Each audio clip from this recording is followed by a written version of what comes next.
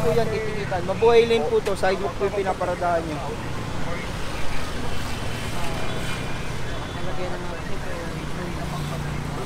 Papasok mo kasi rin tsura ng ano ninyo, talagang hindi po talaga nyo iaayos. Ang ginagawa naman po namin, tingnan nyo nga po ang lalim po ng ano.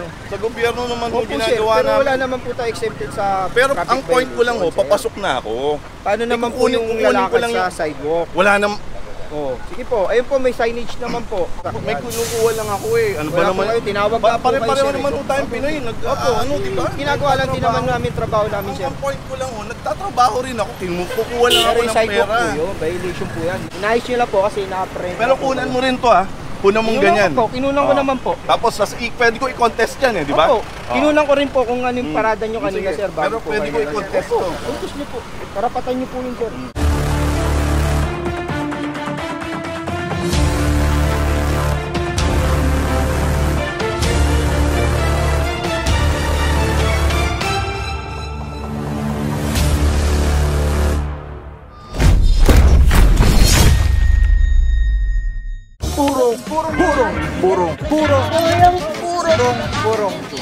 Purong pagmamahal.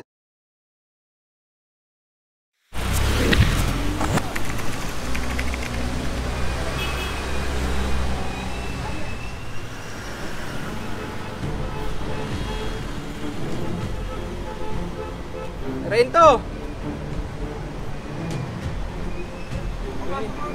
Ay, mga puro Panay Avenue pa rin po. At ito, may naabutan tayo. Paano nga papasok? Kunin nyo na. Kunin nyo yan. Ayan o, dapat kanina pa nila pinapasok yan. Parang naka-standby sa dito sa labas. Bangketa, kalsada, papasok yata. Well, wala yata ang driver.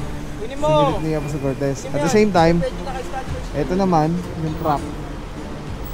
Nandun, nakatambay din po sa mayroong kalsada. Tapos ito rin na pick up nandito rin sa kalsada. Meron rin po isa doon. Titikitan po lahat yan, may driver. No parking both sides to OA zone, mabuhay lane po. Ito naman, hinihintay pa rin natin yung driver hanggang ngayon. At mas okay kung may lalabas sa driver para titikitan na lang. Pero papasok na ako. License po. Paano ko papasok?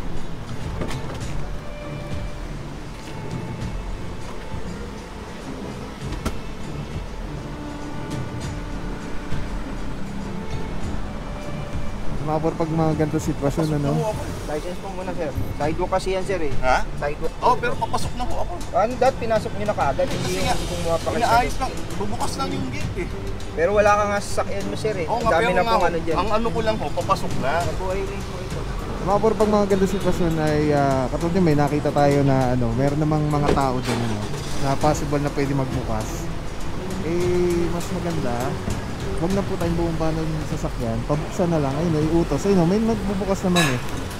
Tapos, diretso pasok na. Kasi nga po, pag naabutan po kayo na operation, katulad nito, wala tayong magagawa kasi naabutan, may violation yung inyong sasakyan.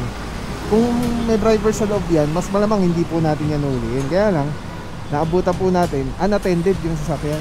Tignan mo, wala nang papasukan eh. Ay, wala rin palang papasukan talaga eh. Ay, papasok. Saan siya papasok?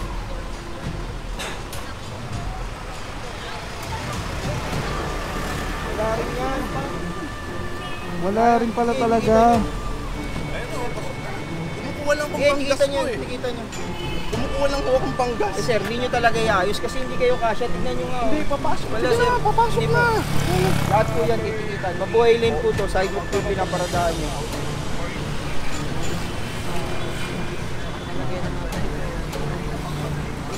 Papasok mo kasi rin tsura ng ano ninyo, talagang hindi po talaga nyo iaayos. Ang ginagawa naman po namin, tingnan nyo nga po ang lalim po ng ano. Sa gobyerno naman po Opo, ginagawa sir, pero namin. wala naman po tayo exempted sa Pero traffic ang point ko lang violation, papasok na ako. Paano naman po kukunin yung ko lalakad lang sa yung- sidewalk? Wala nam. Oh, sige po. Ayun po, may signage naman po. Ano doon na muna tayo, dapat pasensya alam na. niya Pero yan. ang kukuha lang. Pasensya na rin po. Wala pa nga ako 5 Opo. minuto eh. Pasensya na rin po, sir. Wala pong minuto sa traffic violation, sir. Ay, mga puro yung nag-explain si bossing na may kinuwalang siya. Kaya lang, yun nga, kala natin bukas yung yung loob. Kung nakita natin, may ginagawa pala. Nasa operation pa. Kaya nga iisip ko kanina kung ito yata papasok din kanina. Pero nung nakita natin na wala palang daan, mukhang hindi pa rin pala ito papasok. Nakapark lang din talaga. Nag-aantay po siguro. May kinuwalan si Bossing, kaya lang na-chempon po ng operation. Hindi pa rin mo pwede. Pwede na po yan. Oh. Basta naman na po yung ano, sir. Ayun na nga, pwede naman o eh. Nakaganyan Pero ako. inabutan po namin kayo. Wala Hindi, po kayo ang sa point ko, may kukuha lang ako eh. Ano ba Wala po naman? kayo, tinawag na po kayo, Pare-pareho sir, naman eh. po tayong Pinoy. Ano, di ba? Ginagawa lang din naman namin trabaho namin, sir. Ang point ko lang, nagtatrabaho rin ako. Kukuha lang Pero ako ng sidewalk pera. po yun. Violation po yan. May no Papasok parking na ako. sign Siyempre nga yung may po. magbubukas muna ako, di ba? Sana kanina yung pa po inayos. Pumasok lang ako para sabihin may magpapasok. Ang dali naman yung pakiusapan.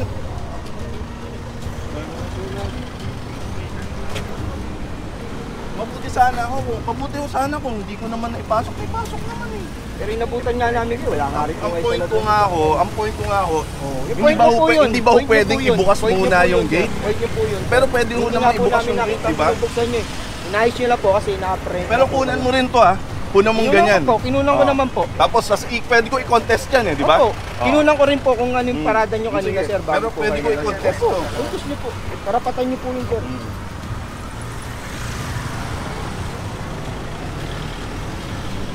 Alright, Yamapuro again. This is a two-way zone. Mabuhay lane, no parking both sides. At magko-contest daw si Bossing. Eh nga ang problema is may mga magbubukas naman kanina. Nakita natin ng mga tao.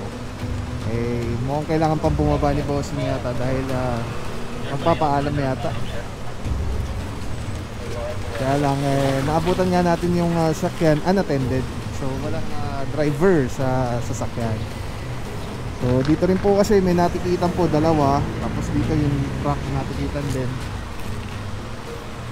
At fair and square lang po yung implementation. At kung makita nyo nga po dito, wala, may ginagawa po, hindi talaga makakapasok. Hanggang dyan lang siya sa may bungad lang talaga. Tignan mo, umalis.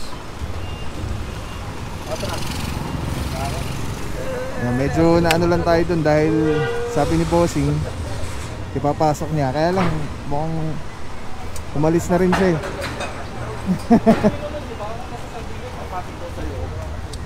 Ay, pasensya na po at nagtatrabaho lang din po ang ating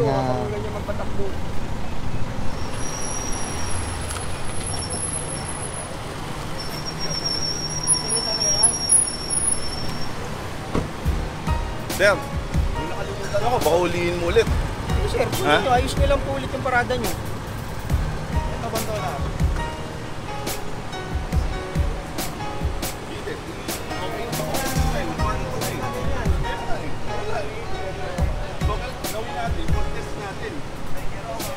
Sir, pwede mo ba i-send nyo sa akin yung ano? Hindi ko kayo pwedeng makupo, sir. Makutos po kayo. Kung gusto nyo kayo mag-contest.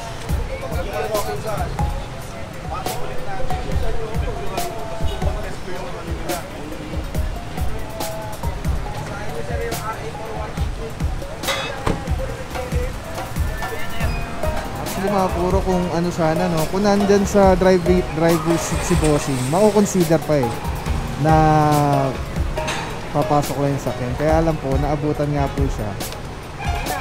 Wala siya sa ano, may ginagawa po yun. Pag diniretso niya pa yun, lalaglag na siya. Unattended po kasi yung ano yung sasakyan yung naabutan natin. So ayan, lahat po yan dinitikitan. Nandito, tuwang mo yan.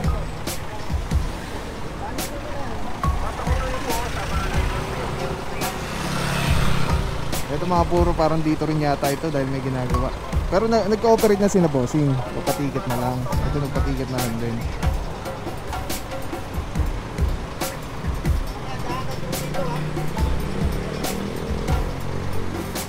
Kaya kayo dumaan dito ah.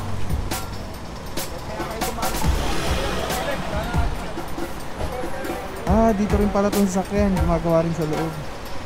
Wala silang parkingan. Ayun ang problema kasi nga po ginagawa pa yung ano, yung site. Hindi lang natin alam kung ano yung ginagawa dito. Pero sabi ni Bossing, gobyerno rin daw po sila. Ay mga puro, kasama natin MMDC Devon. Saludo mga Bossing. Good morning. Kasama natin si Officer Martin, Officer Spinelli. Shoutout kay Officer Rance. Sana nakauwi na and well na si Jello. Doing well na. Tapos si Bossing, ngayon na natin na-meet si Boss eh. Baka hindi ko nabasa yung ano. Ang haba nung apelido ni Bossing. Mamaya, basahin natin. Sama na dito, Officer Bandola, Daddy Vance, Officer Polto, Kalmado, Officer Francisco, Sanchez, Moreno, Panti, Officer Parama, Valencia. At sa mga nandito, sa mga team leaders natin, si Officer Baguio nandun na sa unahan, Officer Malyari, and Officer Cortez. Alright, let's go guys.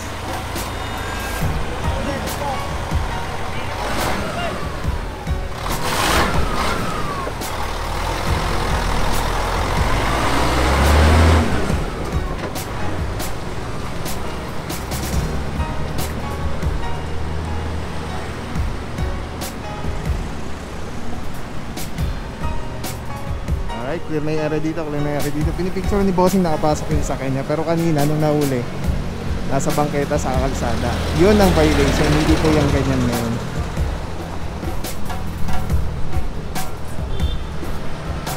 Alright, let's go guys. Puro magungahan.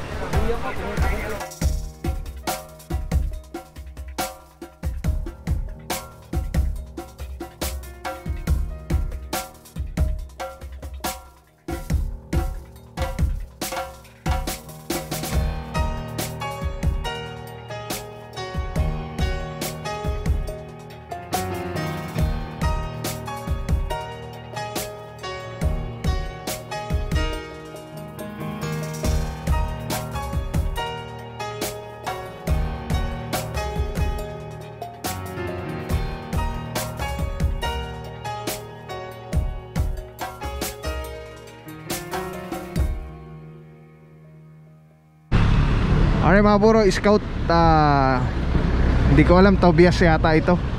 May naabutan po tayo dito, nasa kalsada, nasa bangketa na rin, isang Isuzu SUV. Ito, safe na safe, clear yung bangketa. Meron po dito jeep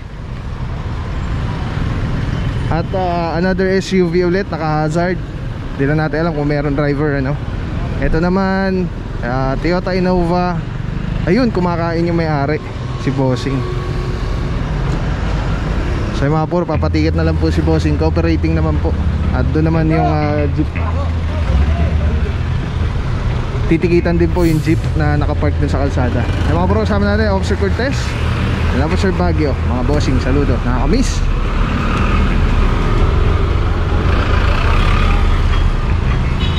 Ato, bilis! Doon mga puro, yung SUV tinitikita na rin po.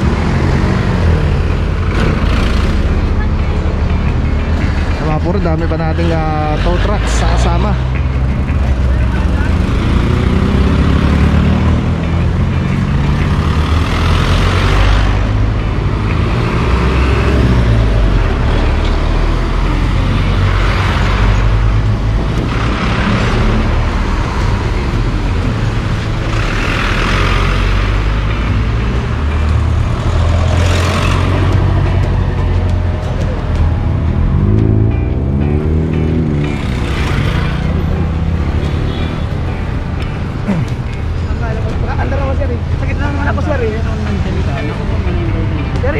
Sakit pala.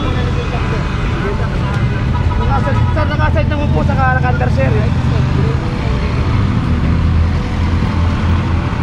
Di ako pwede naman sir.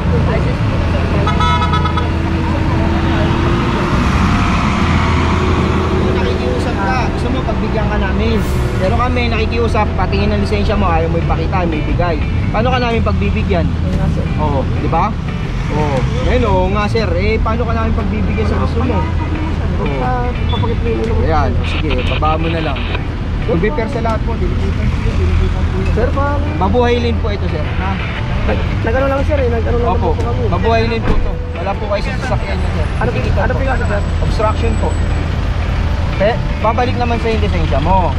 Pwede po yung bayaran online. Kano yun sir? Yan lang sir, iyanan na lang po yung sir. Alright mga puro, titikita na lang po. Obstruction na lang, pare-pareho po silang lahat. Dahil pagka po meron dito na hindi na tikitan, pwede po mareklamo yung team natin ng selective apprehension. May tamang term po doon, pero yun ang ginagamit natin, selective apprehension, para mas madali maintindihan ng mga kababayan natin. So ito, nagbigay na rin po ng driver's license. Doon dinidikita na rin po ni Officer Francisco. Ito po yung dito kay Bossing, ang sinasabi niya naka-hazard naman, tapos may driver. Actually kanina po walang driver yung sa sasakyan, unattended nung dumating tayo as per kay Officer Cortez. Alright, so tikita na lang po lahat. Samahan dito Officer Santa Cruz, Sanchez, Panty, Daddy Vance, Bandola, Officer Baguio, team leader natin, and Officer Cortez. Tapos doon Officer Francisco nasa dulo. Alright, let's go guys. Alright guys, grabe, Telesim Philippines #1. Mura na quality pa. Ito po yung gamit natin sa ating motovlogging. Ang ganda niyan guys, sobrang ergonomic yan, komportable, ang ganda pa. Very slick lang yan, angas. Maraming salamat sa'yo, walang papapaw. So thank you so much sa walang sawang support, tiwala. Wala akong masabi kundi thank you so much. Thank you sa Panginoon at ingat kayo palagi. Again, kung wala akong papapaw, so thank you so much. God bless you. Purong pagmamahal. Thank you so much. God bless.